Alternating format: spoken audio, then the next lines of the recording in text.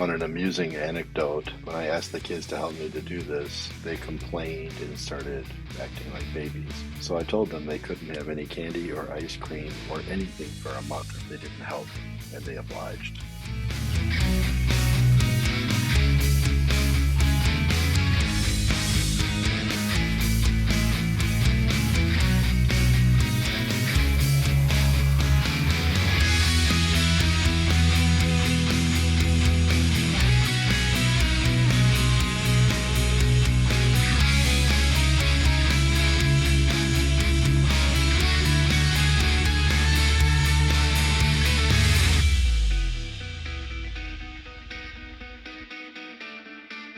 One of the best things that you really get out of having a scale drawing and thinking through all the widths is that you can easily make a cut list like this. Makes your life a lot easier.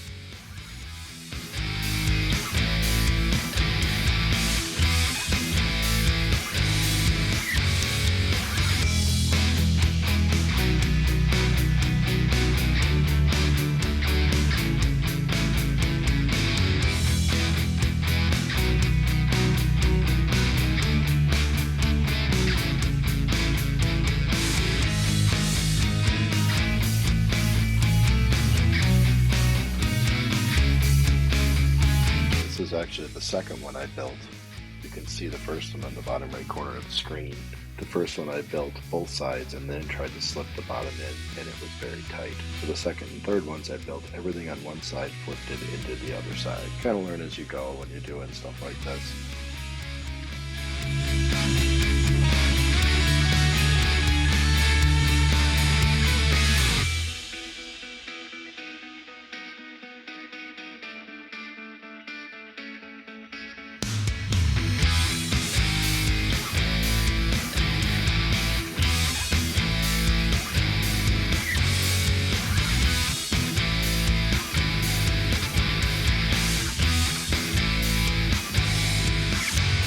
Also point out you can absolutely do this with screws. It just takes a lot longer, especially for me since I have to drill a pilot hole for every screw. I just love this nail gun, even though it's kind of heavy. It's my new best friend.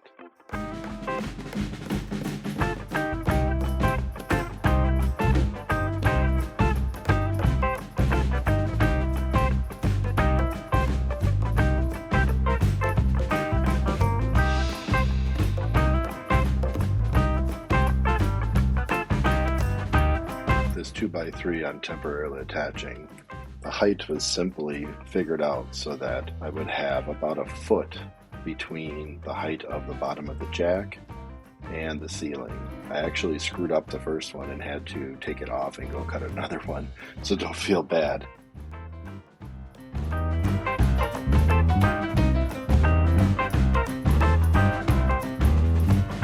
The reason I'm nailing it in once on each side is just to hold it in place from falling. I want the freedom to be able to swing them to get them perfectly plumb up and down and get the spacing quite right with a hammer before I actually firmly attach them to the header.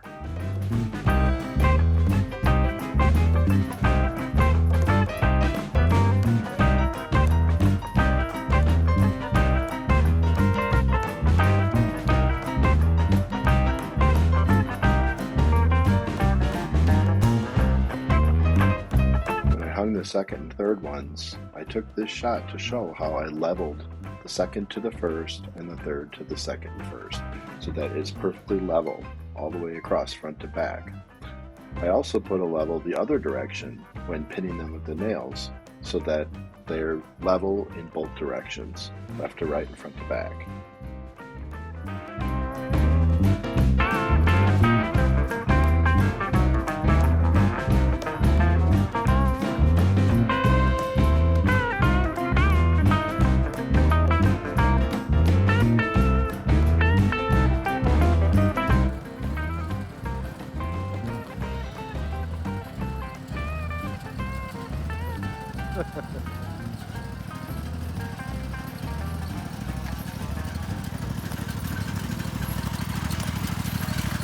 First solo!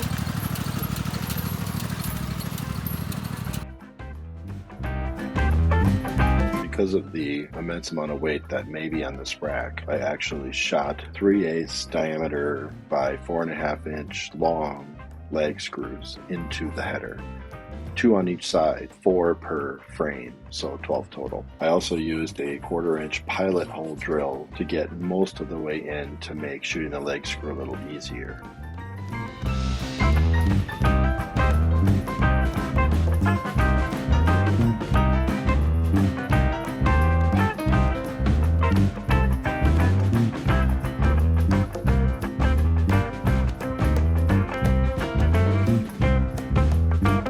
This piece of plywood's actually been laying next to my van all winter.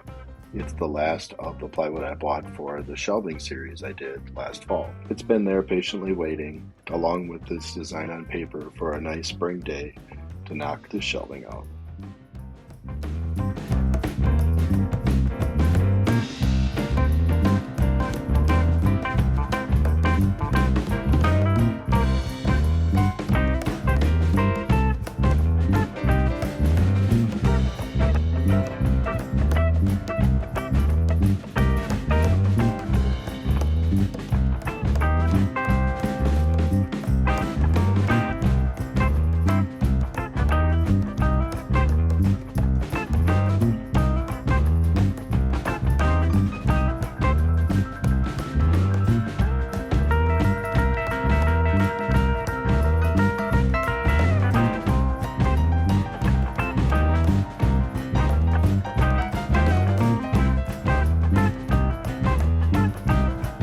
This is actually the second time I put this deck up. The bracket for the garage door track was in the way, so I actually had to take it down, whack a corner off, and stick it back up. Because I can't get screws or nails into it, I cut them a little wide and hammered them / wedged them right in there.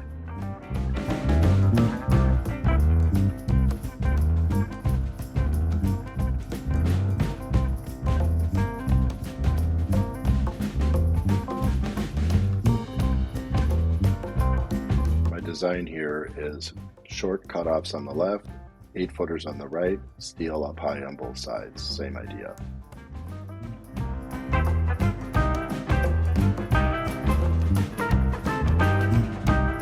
Adding this extra support bracket on the 8-foot side, I actually did a couple days later. The style I've been using where I mount a 2x4 and then put hooks on it. It makes it easy to move hooks around and to move the whole bracket up and down if you want to change things in your garage. If you actually go back and watch my garage overview, you'll see that the project I had done right before I shot my first YouTube video was this project with these tools in this area.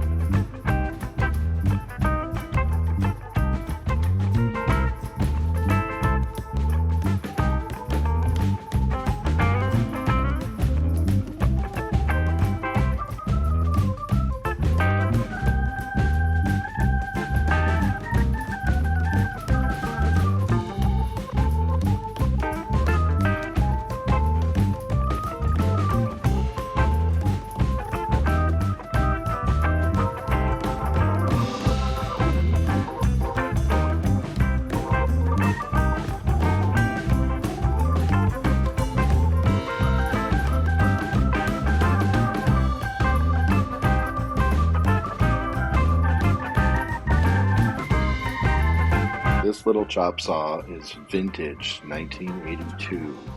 It was the first power miter box, I believe, ever made by Delta.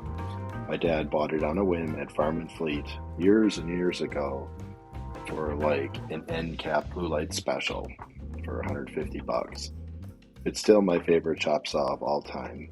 That's why I just won't let go and I keep it in my garage.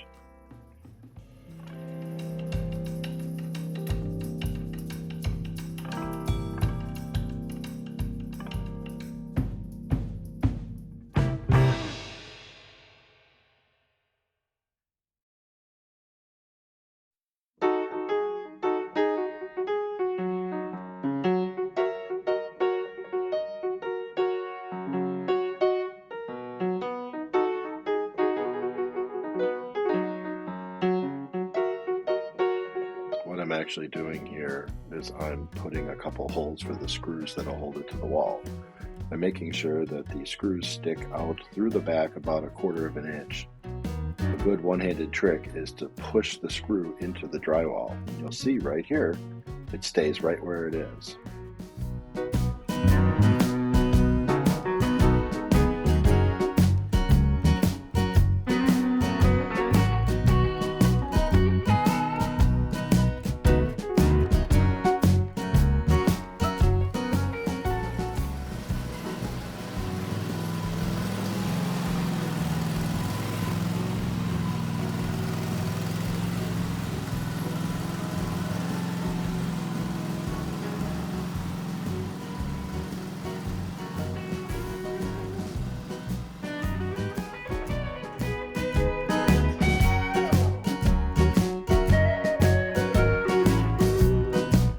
So I just want to explain how I got to this point. Here's a rough scale sketch of what it's going to look like. But how did I get to that?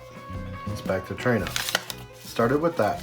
I took a measure of the header, how wide it is and how high. I measured the width between the garage door tracks on each side, 41 inches max. And I measured, looking straight down, the third garage bay is shallower than the 2-car garage bay. I also measured how much height I have from the bottom of the header to the top of my head when I'm sitting in a tractor. So these are the numbers I took that got me thinking about it. Then I created this. So this, after thinking on it for a while, I came up with this idea. I wanted a 2-tier shelf on each side with some kind of lower cavern to hold the folding chairs that I can never get to. I did some putzing around, some math figures and whatnot, just trying to figure out what I thought would make the most sense and divvying up the height to come up with what I thought made sense. So this was kind of the idea. And I ended up with this. My current wood shelving, probably gonna put a pic right there, doesn't have a deck. It doesn't need a deck. What it needs is lots of support. The shelving I have today is really just a bunch of 3 2x4s screwed to the bottom of the header. The reason this is slightly narrower down here, mostly so that when I walk along my car, I have room for my head right here. So this is basically the plan I came up with. It's gonna look like from the side.